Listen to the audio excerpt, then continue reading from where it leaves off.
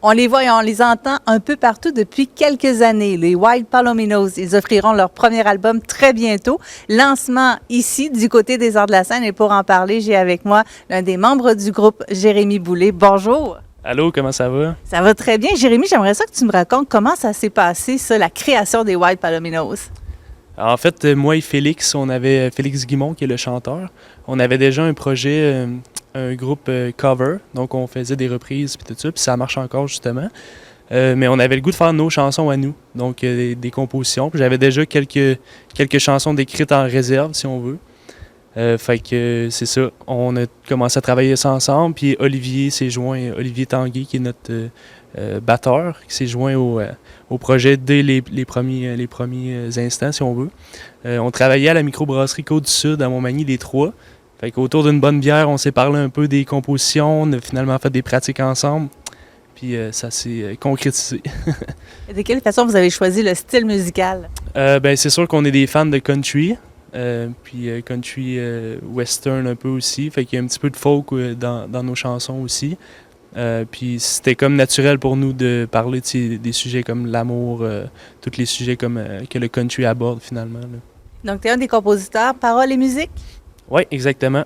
Le processus créatif, là, souvent ça commence avec moi qui a une chanson version acoustique si on veut. Donc guitare, paroles.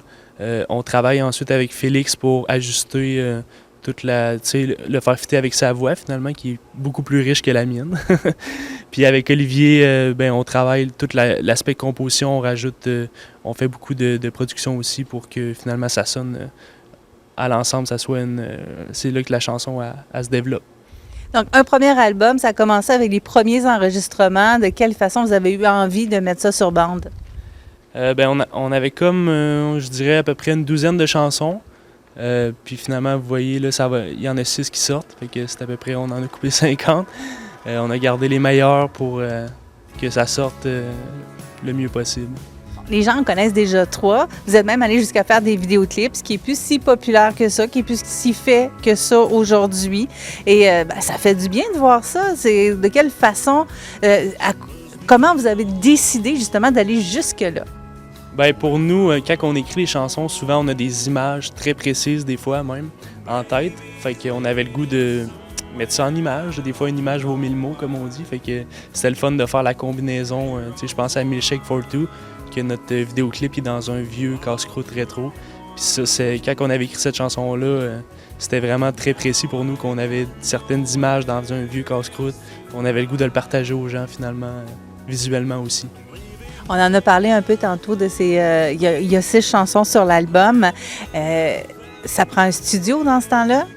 C'est où vous avez enregistré ces pièces-là? Ça a été enregistré à quelques endroits. En fait, on a commencé avec Gabriel Messervier ici à Montmagny. Il y a eu des enregistrements là. Il y a eu des enregistrements à Berthier-sur-Mer avec Zachary. Pareil, il y a eu des trucs aussi qui se sont faits sur le site. Là. Il y avait comme la COVID un peu encore dans le décor.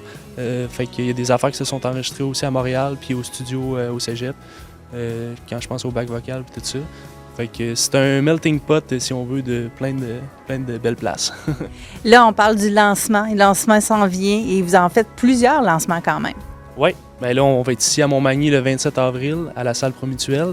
On est super excités pour ce lancement-là.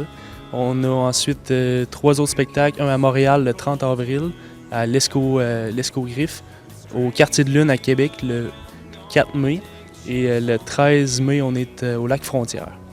Donc, vous vous déplacez pas mal. L'album va être disponible à compter du lendemain du lancement de Montmagny. À quel endroit est-ce que les gens vont pouvoir se le procurer? Oui, donc dans le fond, le 27 à minuit ou le 28 avril, ça va être partout sur les plateformes numériques. Ça va être aussi, nous, on a des copies physiques qu'on a faites. Donc, si jamais vous voulez avoir des copies physiques, vous pouvez nous écrire sur Facebook ou Instagram. On a aussi des T-shirts qui vont être en vente.